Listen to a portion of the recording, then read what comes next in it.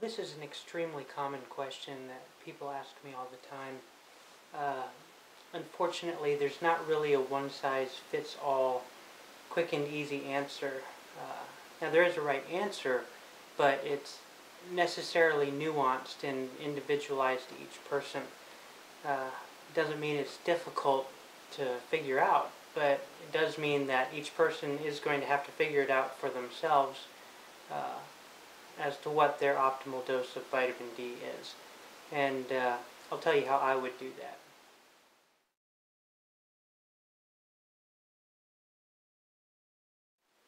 A lot of this comes down to environmental or situational differences, but another reason really has to do with genetic differences. We know that genotype variations definitely exist in the vitamin D receptor, and we know that these variations can dictate a certain degree of susceptibility to many different diseases. And we also know that the same genotype variation can cause differing needs for vitamin D, as well as differing responses to vitamin D dosages. So that's a big part of it.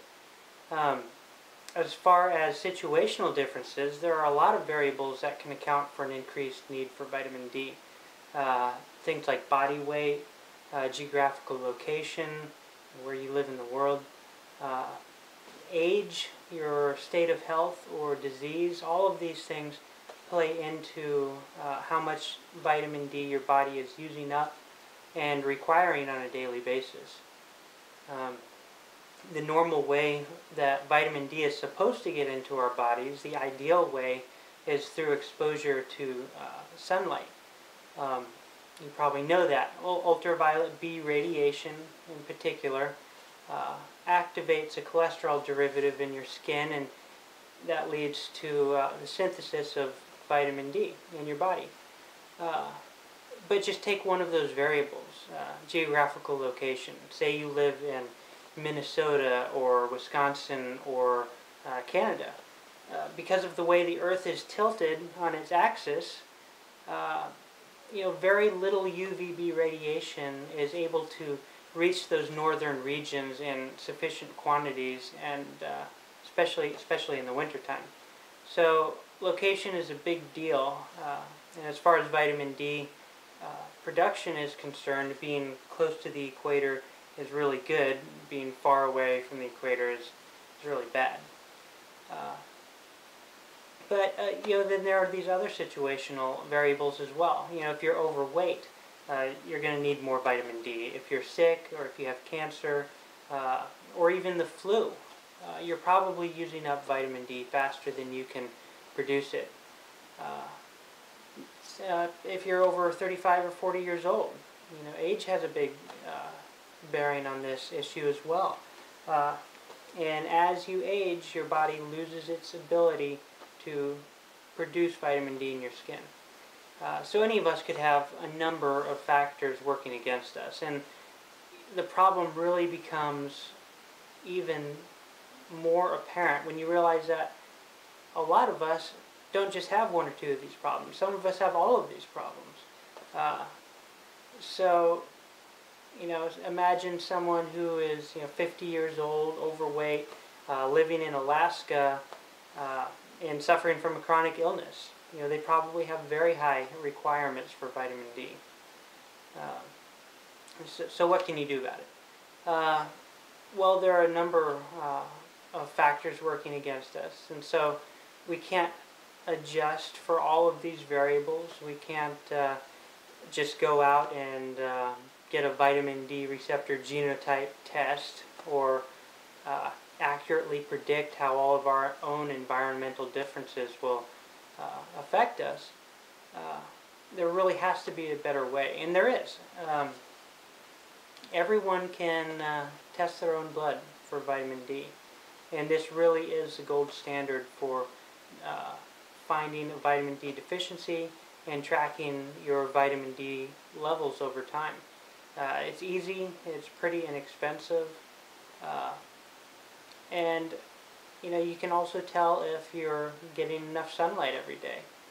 For some people, sunlight really is enough. but you won't know unless you test your blood levels. So that's what I would recommend. And this has to be done properly, however. I would suggest 4 basic steps. Number 1, start taking vitamin D for about 12 weeks prior to the test.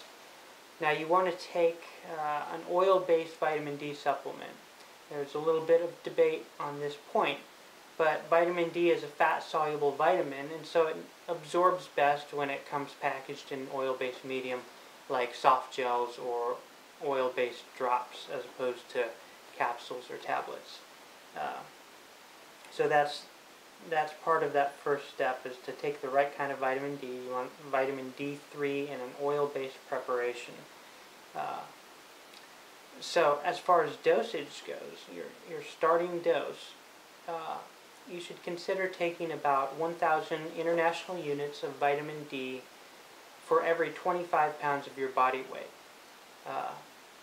This recommendation comes from Dr. John Cannell of the Vitamin D Council, and it seems to generally work pretty well for getting vitamin D levels close to where they need to be. So if you're 100 pounds, you take 4,000 units a day. If you're 150 pounds, take 6,000 units, and so on.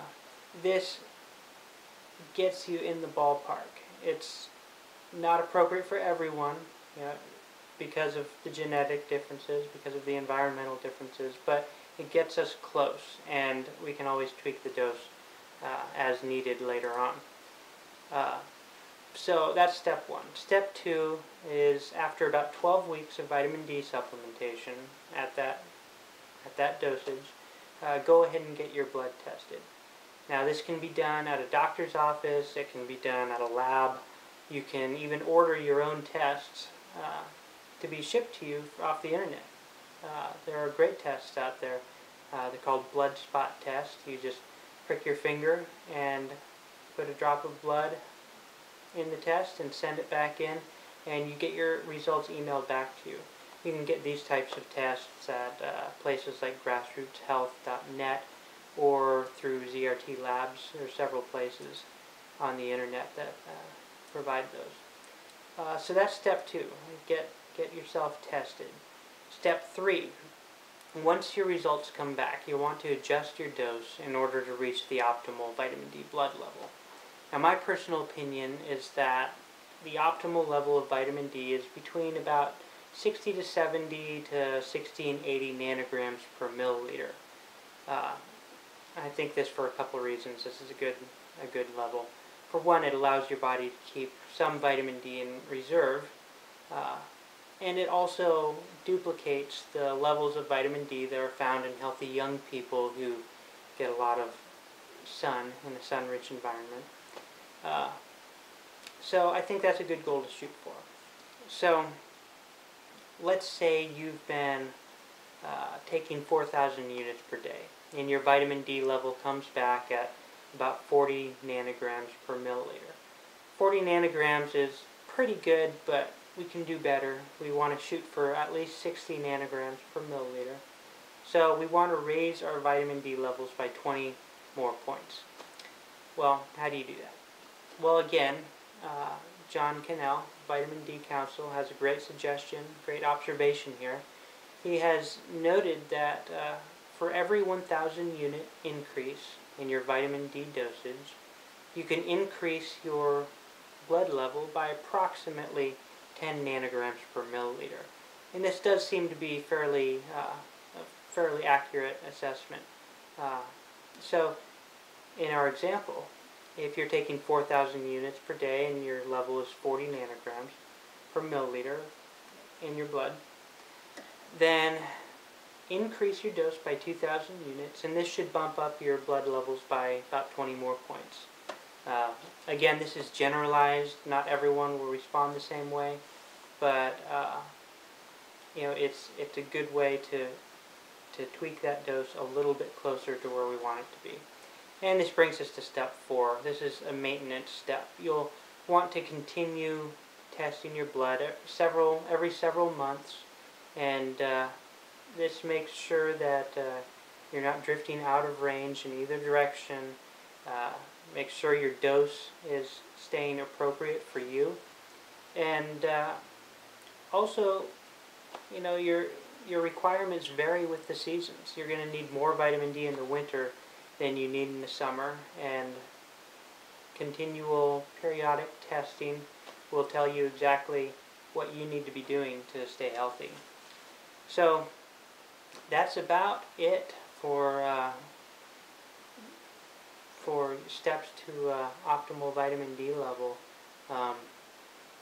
It's pretty simple, as you can see, but this is something that everyone needs to do, and you can see that it needs to be done by each individual so that they can customize their own results to fall into the optimal range. Unfortunately, most doctors today don't even know what optimal levels of vitamin D actually are, much less do they educate their patients to achieve those optimal levels. So hopefully this little Q&A will help to fill that need.